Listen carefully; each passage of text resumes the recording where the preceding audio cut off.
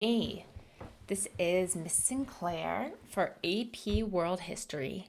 We are continuing on with our Unit 7 lectures, and today we are going to be talking about World War II. I'm hoping that this lecture won't be too long, but it will probably be a little bit longer than normal. Typically, when I do this in class, it takes a couple days to do, but that is also because a lot of times there are many videos that we watch throughout the lecture. I suggest that you watch these videos. They will help you understand the content. Plus, no other topic in history, modern history in particular, has had so much attention paid to it as World War II. Just off the top of your head, think about how many World War II movies or media that you can list. So there is a specific World War II playlist on our YouTube page. I suggest you check it out. But for your Bellwork today, I would like you to think about what comes to mind when you think of World War II. Today, we are going to be talking about the Second World War. So this is obviously a huge topic. You can take an entire class just on World War II easily. I know people who've taken entire classes just on one part of the war. This is a hugely important topic for our cultural history, but frankly, the AP could care less. The AP does not ask us many questions about World War II. So, we are going to go over it, but I'm going to give you way more detail than the College Board needs from you. So, today you'll be able to explain the causes and consequences of World War II. We are talking about the Second World War.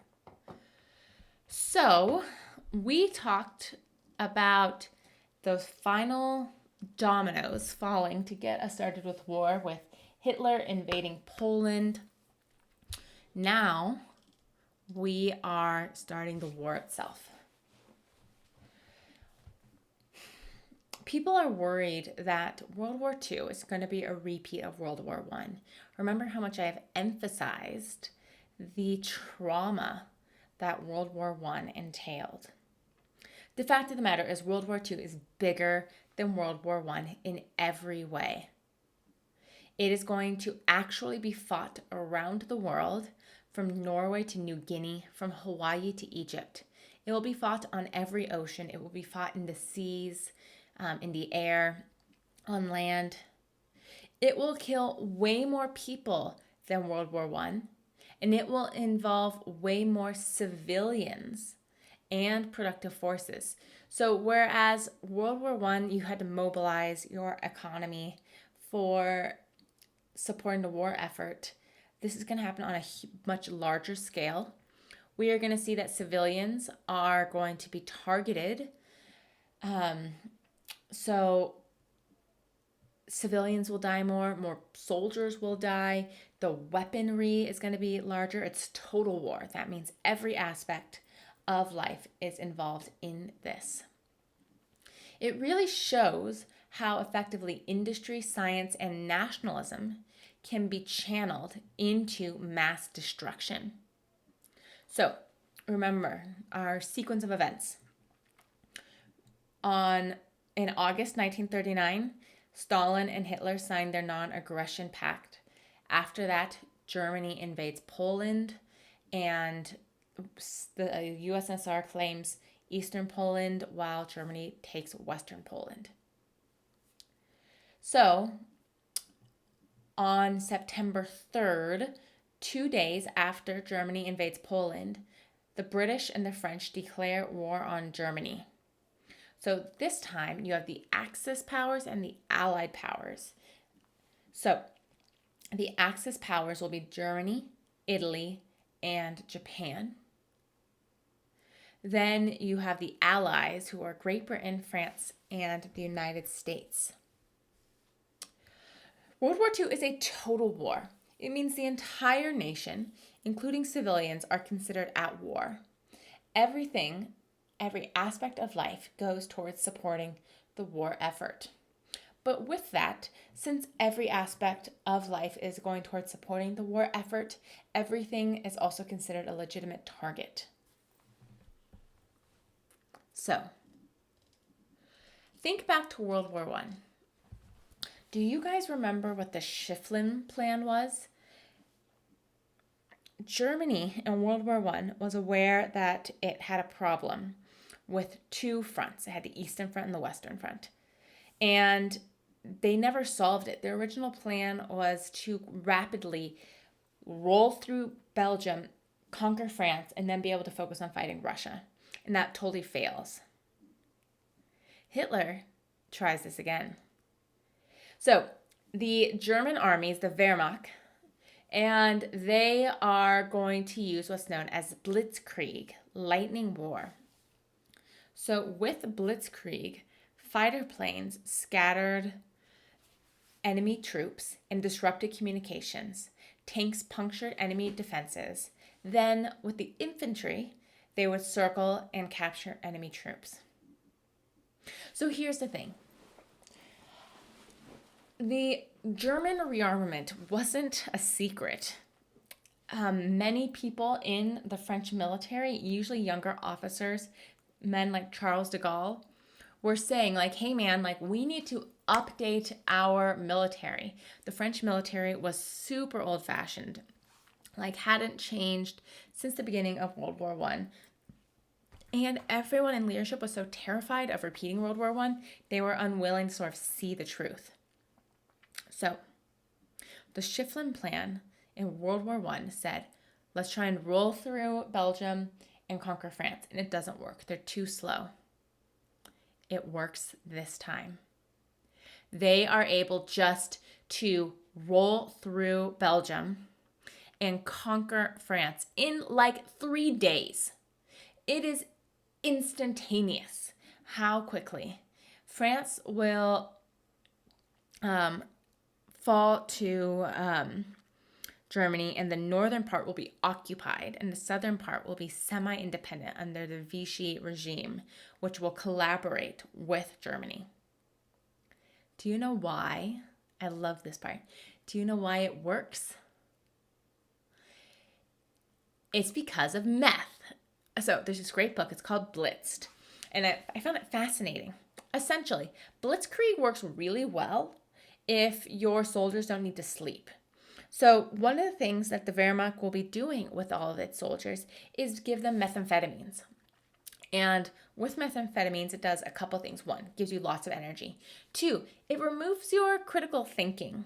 It really, impedes that. Three, it makes you very obedient. And you don't need to sleep. So when your army commander tells you, hey, get in that tank and just go destroy that town and then keep going until you get to Paris, you're like, okay, yeah, sounds good. I'm getting sleepy. Let me just pop some more pills. The Schiffman plan works because of drugs and better tanks. So this is the Blitzkrieg. So here are our two sides. We see that the fighting starts instantaneous, and very quickly it's clear like, oh, this is not a repeat of World War I. We now have so much more technology. We're not going to be stuck in trenches going back and forth. Now we have better airplanes. Now we have tanks. Now we have submarines, right? We have missiles. So at sea, you will see a lot more naval battles between Japan and the US eventually than necessarily in Europe. So both Japan and the United States will have aircraft carriers, so they could launch planes against targets hundreds of miles away. So that's a game changer, right? So in World War II, armies will cover vast theaters of operation. You might hear about the European theater and the Pacific theater. Countries were conquered in days or weeks. So this is unprecedented as well. Economies were mobilized across entire continents using every resource.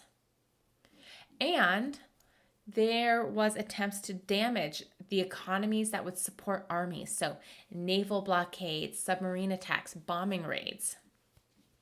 And throughout all of this, No one batted an eye at targeting civilians.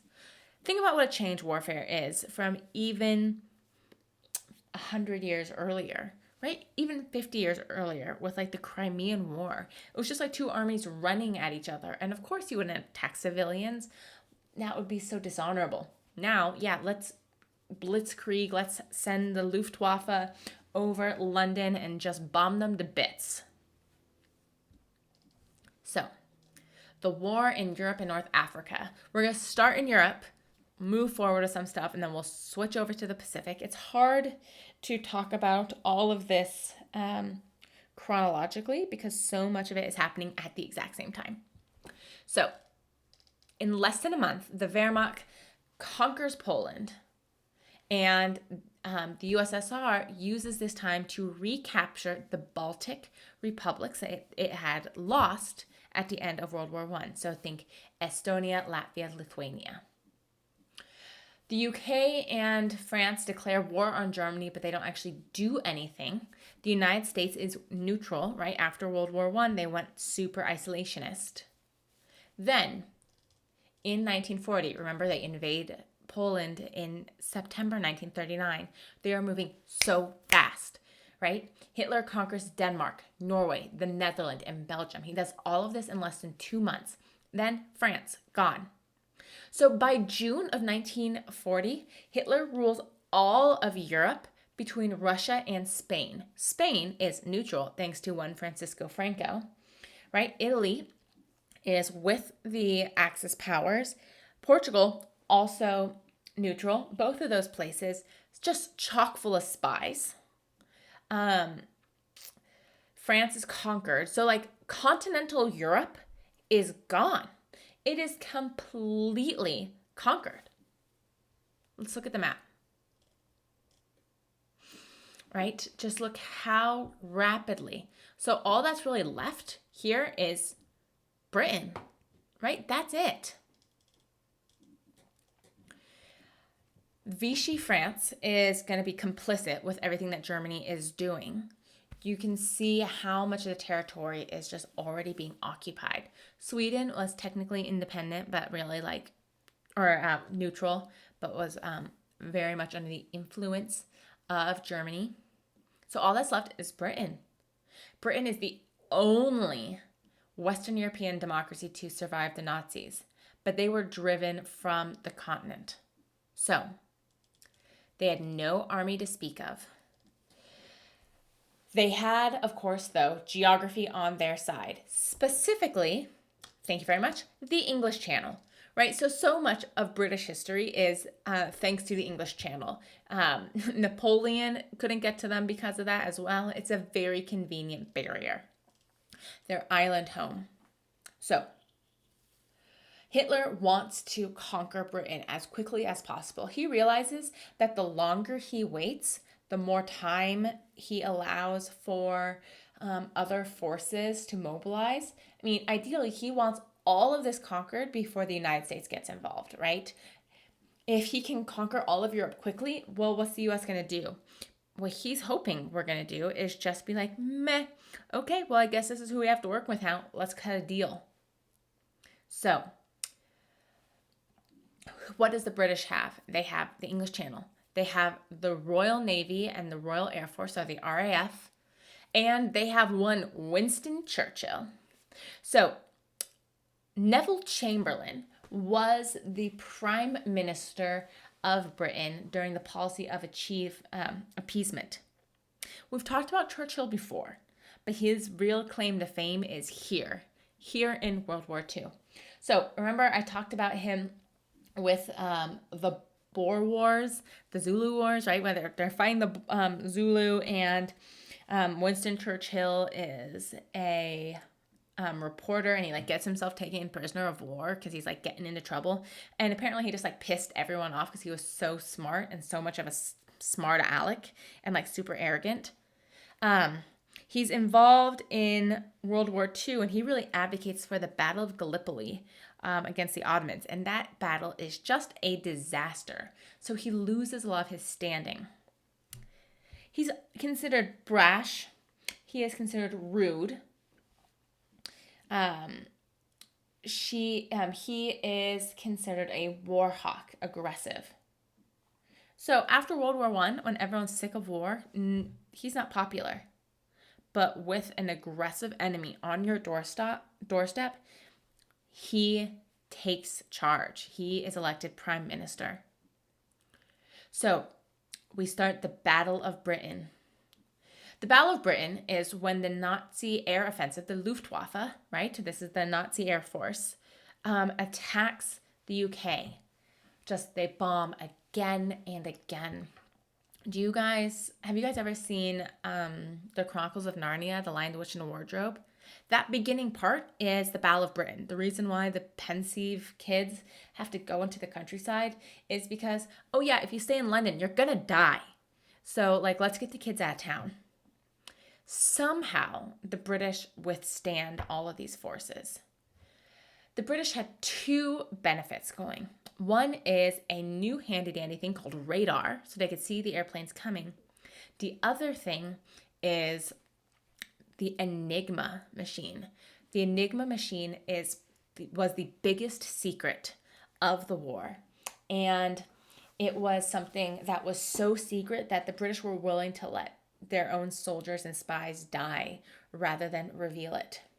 So the Enigma machine actually really started, its foundational methods were invented in Poland, but then they were snuck over to Britain, and it allowed the British to break the German secret code. So they knew what was happening. But here's the tricky thing. Here's the thing. If you have this code breaking tool, if you act on every piece of information that you get, the British or the Germans are going to attack London at midnight tonight. If you're ready for that every single time, the Germans are going to figure out that their secret, that they'll just come up with a new code. So whenever intel from the Enigma machine was used, first of all, it was only ever referred to as the most secret sources. And they had to very carefully use it because they didn't want to reveal to the Germans that they knew so much. So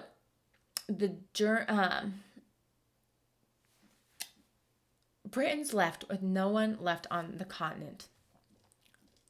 And the thrilling story of how that happens was told in the movie Dunkirk. I love this movie. It's great. It's a great video. You should watch it. I have it linked. I can't remember what video clip I have. It might just be the trailer. But basically, what's left of the British Army is pushed to the edge of France. It's the entirety of the British Army, and they're there in Dunkirk in France, and there's just the English Channel, and they're trapped, and they're surrounded by the Nazis, and the Nazis just can't pick them off, right? They just have to fly over with airplanes, drop a few bombs, and they're done. In a single attack, right, the British could lose their entire army. It's such a story of heroism. What they do is that instead they mobilize the civilian ships. They say, hey, our army, your sons and brothers are across the sea. We have to go get them. So fishing boats, sailing yachts, right? The boats of ordinary industrial people, of just people living on the coasts, pleasure ships, right?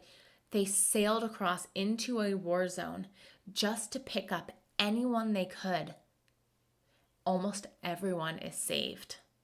Now, it's a very heroic story in the part of the civilians, but of course it's a military failure.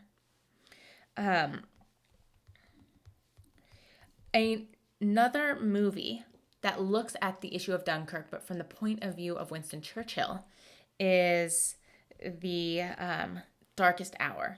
Again, there's a video clip from this I would love for you to see. It is excellent. So I want to read for you part of Winston Churchill's speech for this. Let me see. I'm sorry, I don't have it up.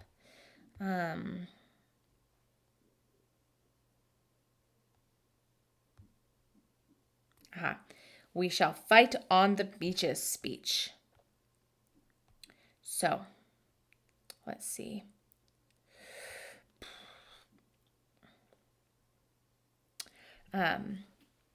Even though large tracts of Europe and many old and famous states have fallen or may fall into the grip of the Gestapo and all the odious apparatus of Nazi rule, we shall not flag or fail. We shall go on to the end. We shall fight in France. We shall fight on the seas and the oceans. We shall fight with growing confidence and growing strength in the air. We shall defend our island, whatever the cost may be. We shall fight on the beaches. We shall fight on the landing grounds. We shall fight in the fields and in the streets. We shall fight in the hills. We shall never surrender. And if, which I do not for a moment believe, this island or a large part of it were subjugated and starving, then our empire across the seas, armed and guarded by the British fleet, would carry on the struggle until, in God's good time, the new world, with all its power and might, steps forth to the rescue and to the liberation of the old. Gosh, I got chills just like reading that speech, right? He is the heroic leader Britain needs in this time. And think about like empire, imperialism, it's all connecting, right? They're saying, look, even if we're conquered, Australia, New Zealand, India, our colonies will keep on going until America steps up. Like, we will not be defeated. So, what about Britain, right? They are able to withstand. Hitler realizes it can't conquer the British Isles. It's going to take way too much effort. The British aren't going to be defeated so easily like France was. It's the first major Nazi defeat. So a frustrated Hitler turns from looking west at Britain and turns east. And what's to the east? Despite the non-aggression pact, Hitler invades Russia. It's called Operation Barbarossa. So his goal is to defeat Russia. Remember, under his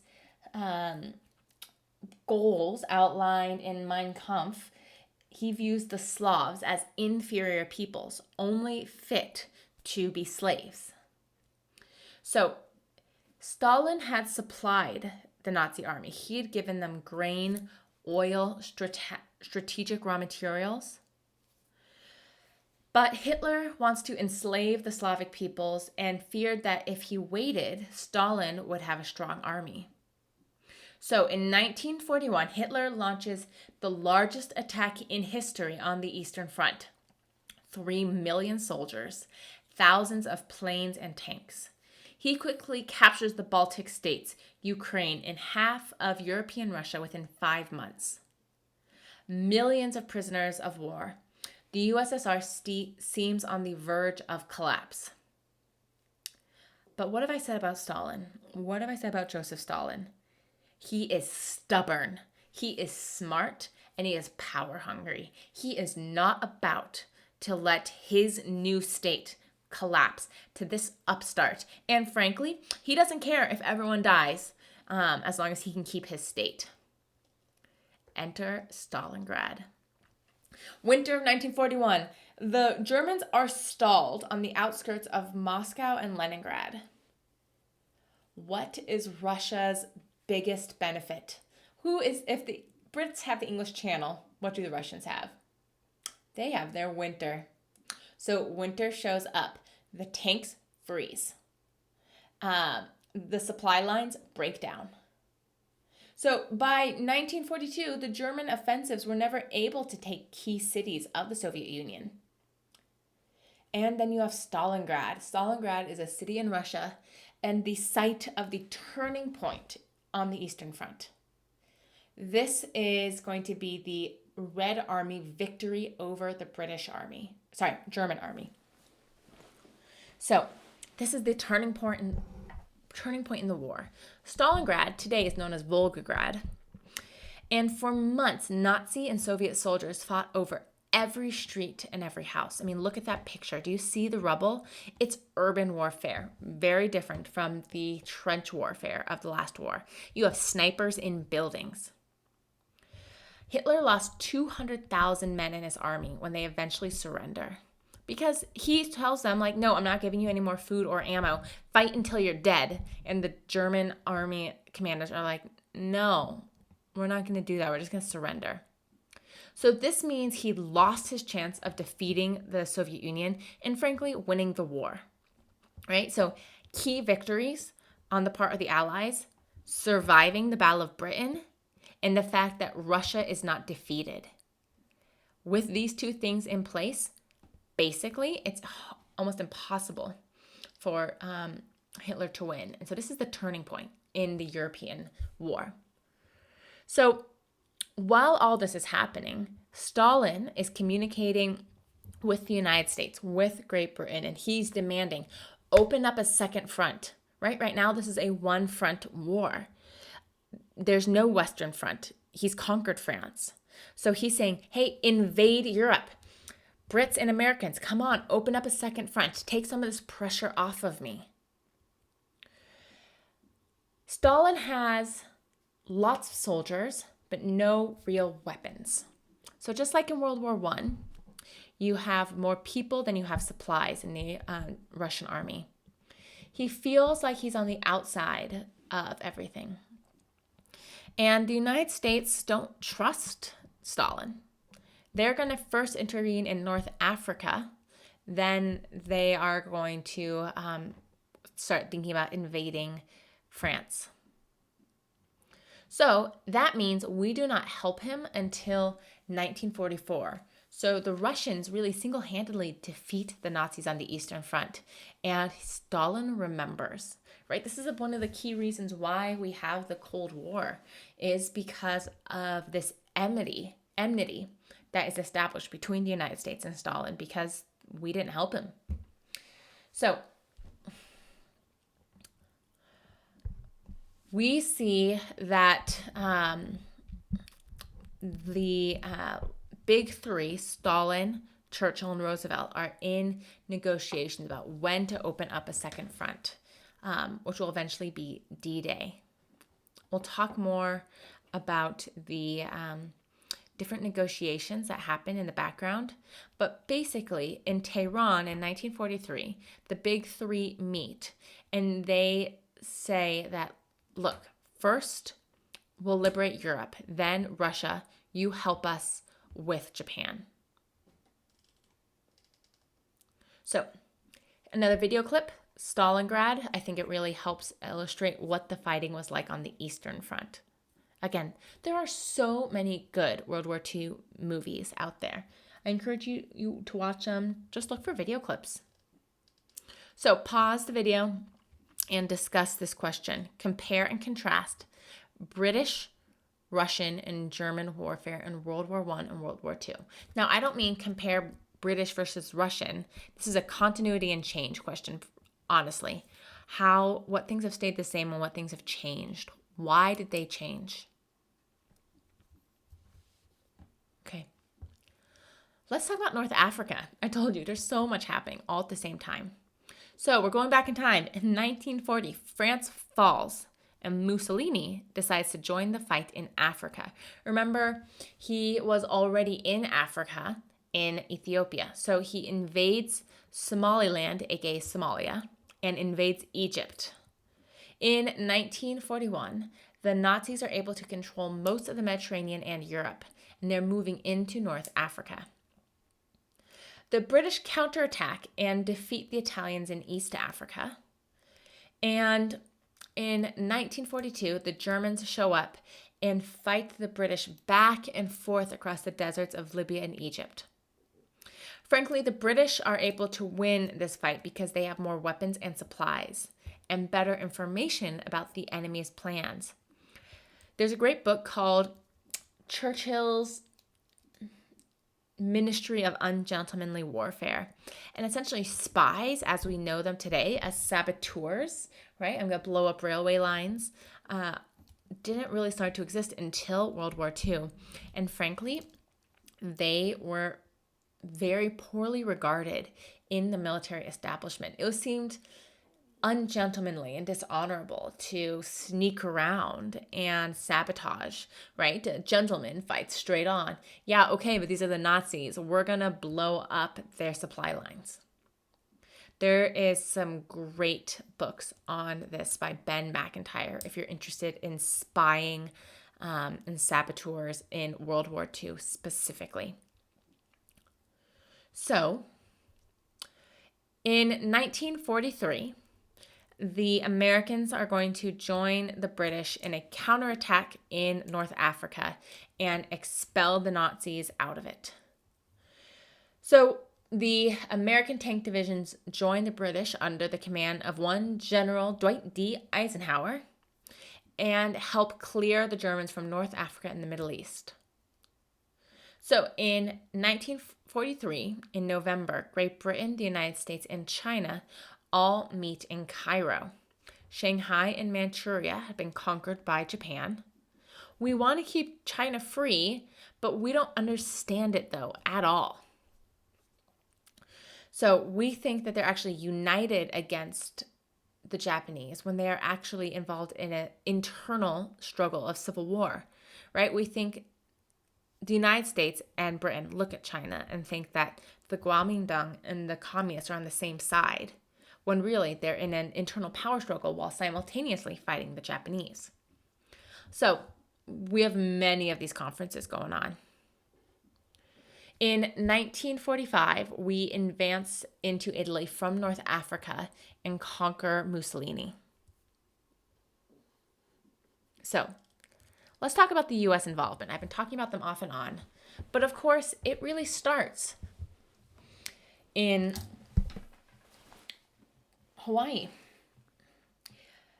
December 7th, 1941, the U.S. enters war with the attack on Pearl Harbor. The Japanese bomb Pearl Harbor. We'll talk about that some more when we get to the Pacific Theater in a little bit. But we've been providing assistance to Great Britain this entire time, even though we had the Neutrality Act in place. My grandmother was a young woman. She was a little girl during World War II. And her mother was British, so they had lots of friends and family still living in Britain. And she says, as she grew up in Southern California, that they always had a box of stuff on the kitchen counter of canned goods and socks and anything that they could send over there because, civilians in Britain were starving, right? Even though the Nazis had decided we can't conquer Britain, they were still bombing the bejesus out of it. They didn't want them regrouping. And so they didn't have any food. My grandmother tells me stories about how my great-grandmother would just weep listening to the radio, hearing about what was happening in Britain. And then we're attacked. And we enter the war. On June 6th, 1944, we have D-Day. General Dwight D. Eisenhower successfully leads the forces into northern France. This is our Allied invasion of Normandy. And then we just start moving towards Berlin. So the next big battle, of course, is the Battle of the Bulge in 1945. This is Hitler's last-ditch effort through the forests of France, Belgium, and Luxembourg. In 1945, we begin invading Germany from the west, and the USSR invades from the east. So this is a great video showing just what the beaches of Normandy were like. We're coming up on a big celebration of Normandy. It was supposed to be this summer. But it's from Saving Private Ryan. It is very violent. So take a grain of salt when you watch it, but you should all watch it. Also, another video clip. Wait, I think I have it later in here. Okay, sorry guys. As you can tell, I get excited about this topic. It's fun for me. So let's talk about the Pacific. Here we go. The Japanese Empire in World War II. In addition to China, Japan conquers colonial territories of the British, Hong Kong, Malaysia, Burma. They conquer the Dutch East Indies, French Indochina, and the American Philippines, right? So all of those territories I just listed off were colonies. And they want this territory for the resources, the oil reserves. So the United States places an embargo, a prohibition of trade of steel and oil on Japan. So we cannot do trade with Japan. So Japan is faced with this problem. They can either give up all their conquests like the Americans want, right? We say, hey, give back the colonies or else we will not do business with you. So they can either give back all of their colonies that they just conquered, or if they don't, they face economic ruin. Or they can widen the war. So on December 7th, 1941, the Japanese launch an attack on Pearl Harbor and invade Southeast Asia at the same time, leading to the American entry into World War II. Frankly, FDR was just looking for an excuse. He's been wanting to enter the war for a while. So, video clip, there's a movie from the early 2000s called Pearl Harbor. It is not a very good movie, but the attack scene is pretty good. Frankly, the attack on Pearl Harbor, it was known to be a risk from the start. Admiral Isoroku Yamamoto, the commander of the Japanese fleet, recommended that the Japanese avoided getting America involved at all costs, right? Sort of views us as a sleeping giant. And they're right. The Japanese government ignores him, right? Yamamoto realizes how many resources we have. You know why we don't need colonies? Because we're a ginormous country and we have all the resources that we need. And we have lots of people and we have no war fatigue, right? This is a bad idea. Don't get us involved. The Japanese government ignores him. They knew that they would be unable to defeat the United States, but they thought that the shock of an attack would cause the United States to go into a policy of appeasement with Southeast Asia, just like Europe did with Hitler. Right, so their goal here is not to conquer the United States. They just wanted to keep what they had already conquered in Asia. And they thought if they attacked us, we would be like, oh, okay, sorry, like you can keep that, just don't attack us anymore. Instead, they just piss us off. Right, so as they go through conquering Southeast Asia, they confiscate food, raw materials, and demand heavy labor, slave labor, from the inhabitants. Japanese dreams of a colonial empire seem within reach, but then the United States starts preparing for war. Local resistance fighters cooperated with the British and American forces against the Japanese on every one of these islands.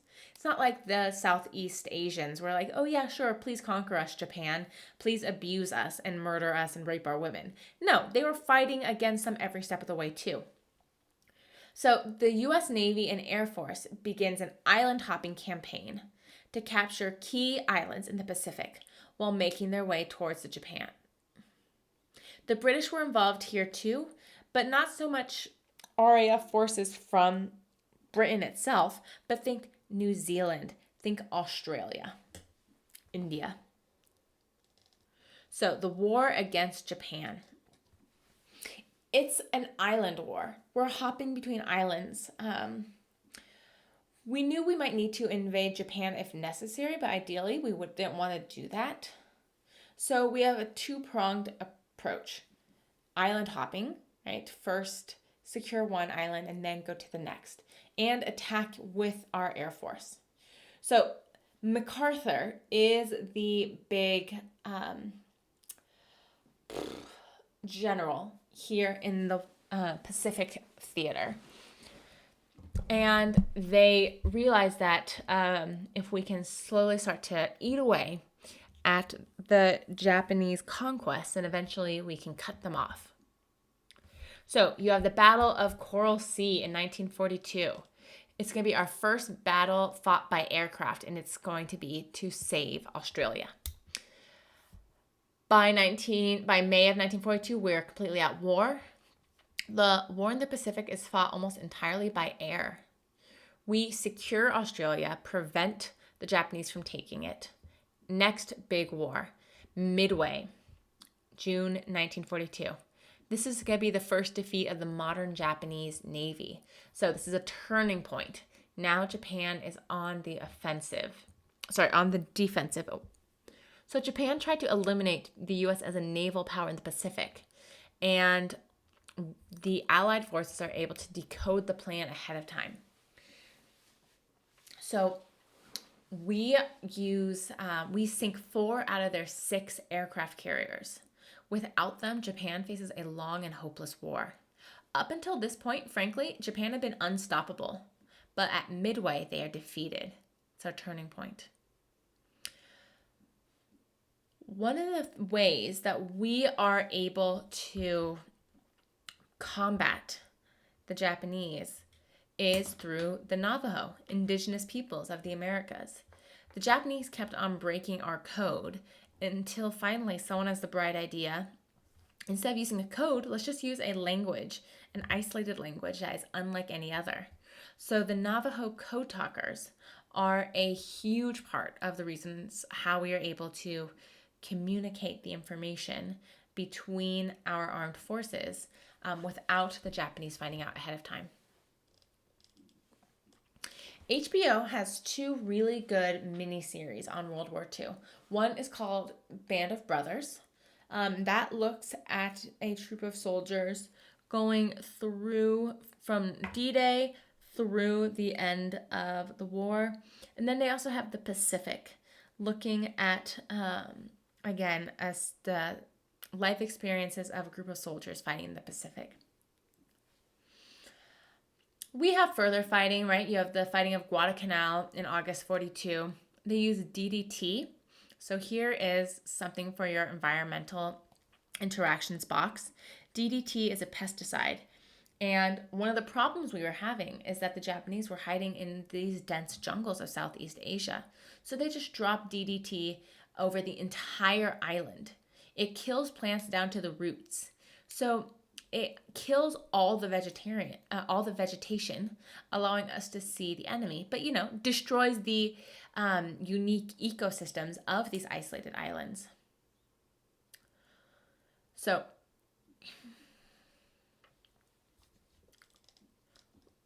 the Tehran Conference in 1943. FDR, Stalin, Churchill all meet. This is when they're talking about what's next. Well, they focus on the liberation of France first. We'll free Europe. Russia is able to move its troops through Eastern Europe. Then after we free Europe, Russia commits to helping us with Japan. So, Southern Europe is the weaker part of it. Italy, in fact, is the weakest link. It's not a quick victory when we invade from the south. It's 8 months to go, 150 miles. We take forever to get out of Italy, but our goal eventually is Rome. Meanwhile, you have the battle in the Atlantic, right? Sophisticated radar and sonar allies. We've been seeing a lot of activity, a lot of naval and submarine attacks thanks to radar. So the ability of communication and technology use is vital to our success. The Russians keep on pushing Germans back out of Russia and then through Ukraine and Poland into Germany. So the Russians are just steamrolling over the Germans and they keep going.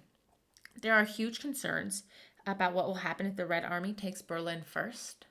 And what the Russians do as they head west are just horrific. The stories of the war crimes are just, I had to stop reading a book actually about the last days of Berlin because I didn't want to read anymore about gang rape, frankly. So we're winning, right? Germany cannot win. Hitler at this time is getting more and more paranoid, detached from reality, high on drugs. Frankly, the Allies agree that June 1944 will be the day that they will open up a second front. It's a little bit late into the game for Stalin. But on D-Day, 200,000 Allied troops land on the shores of Normandy. Tens of thousands of pieces of equipment and ships and supplies arrive as well. It's a devastating fight. They barely get out of ships before they're gunned down, but eventually they are successful. So the U.S. is invading France, forcing the Germans to pull troops away from Russia. So D-Day is a gamble, but it's one that pays off, in part because of the misinformation and the use of spy networks. And it helps turn the tide of war. Germany's overwhelmed. The war is essentially over when we invade. So Hitler is going to commit suicide in May of 1945. And a few days later, the German High Command surrenders. So, on May 7th, 1945, we have VE Day, Victory Over Europe Day. So, FDR dies in April. The Russians take Berlin. It's a tactical decision on the part of Eisenhower. He thinks Russia had suffered worse than Britain or America, so they should get like the honor of taking Berlin. But this becomes a problem later on. So Roosevelt's dead. Harry Truman is now president of the United States. Great Britain and the U.S. meet with the Russians after VE Day. Truman takes the oath, and Truman was not Roosevelt's vice president for all 4 of Roosevelt's terms, right? He comes in late. He's not a super effective leader. For one thing, he had no idea about the Manhattan Project, the project to create the atomic bomb. So he gets briefed quickly, and around the same time, Stalin finds out that we have an atomic bomb, right? This was America's big secret. So Truman has big shoes to fill, lacks self-confidence, and has a lot of pressure to sort of just get the job done. So he takes a tough stance on free elections, which hardened Stalin, and he lacks Roosevelt's diplomatic ability. So they meet again. Truman, Stalin, and Churchill meet in July of 1945 in Potsdam. Let's talk about that in a second. Let's talk first about the war ending in Japan. So in June of 1944, we begin firebombing the Japanese islands, right? Japanese cities like Tokyo and Iwo Jima are built out of wood, so the city's just burned down. It's described as a hell of unspeakable torments, but Japan's not surrendering. The fighting on the island of Iwo Jima is like a meat grinder. It's like throwing flesh against concrete. The Japanese make it clear that they will fight until the very end. In the fight of Okinawa, we see a 35% casualty rate. Scrolling on the wrong thing. So we test the A-bomb in July of 1945. It's our weapon of mass destruction. We didn't know about radiation poisoning. So consider the quote from King Lear, "Come not between a dragon and his wrath." Right? So this is tension. Should we drop the bomb or should we not? It would allow us to avoid an invasion of Japan. This is one of the most controversial topics in history. It's a great example of historiography. How much did Truman know? Right? Some people say that Japan was willing to surrender, that we dropped the bomb not to end the war, but to show the Soviet Union that we had it. It was more of a show of power than desire to end the war. Other evidence shows that they would have fought until the end, and so we had no other choice. guess the real question is, do the ends justify the means? Is it worth killing civilians so our own soldiers don't die? So the US drops 2 atomic bombs, one on Hiroshima, one on Nagasaki. We drop the bomb on Hiroshima and the Japanese still do not surrender. Both of these places weren't fully civilian populations. They had factories making armaments for the Japanese military. So after Hiroshima, when Japan doesn't surrender, we drop a second bomb on Nagasaki and the Japanese leadership surrenders within a week. It's an unconditional surrender. The war is over. Over 80,000 people were killed immediately, and about 120,000 died later from radiation poisoning. So on August 15th, 1945, Japan surrenders. The U.S. occupies Japan. Korea is divided between the Soviet Union in the north and the United States in the south, and China regains most of its territory.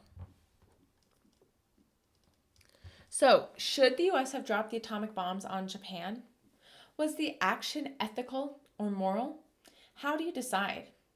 And frankly, it's war. Do ethics and morals have a place in war? How do you make that decision? Do you risk letting more of our own citizens die to potentially protect some of theirs? How do you weigh one life against another? How do you weigh the length of war, the trauma of it, against an early end? Do the ends justify the means? It's a tough question. There's no good answer here, but I want you to grapple with it. So let's finish up talking about the peace conferences. So first in Yalta, FDR and Stalin and Churchill decide to divide up Germany into 3 parts. They will have a part for the Soviet Union, a part for Great Britain. A part from the Soviet Union, a part for Great Britain, and a part for the U.S. And Great Britain and the U.S. give France a little bit of their sections. Stalin won't share. You have the issue of reparations. They don't want another Treaty of Versailles set up, but obviously something has to be paid. This time it really was Germany's fault. So we have a series of treaties between Germany and its allies. We'll talk more about the trials of Nazi war criminals and the Holocaust on our next lecture. And we have the formation of the United Nations, which is kind of like the League of Nations 2.0. So we begin to rebuild Japan in our own vision. And as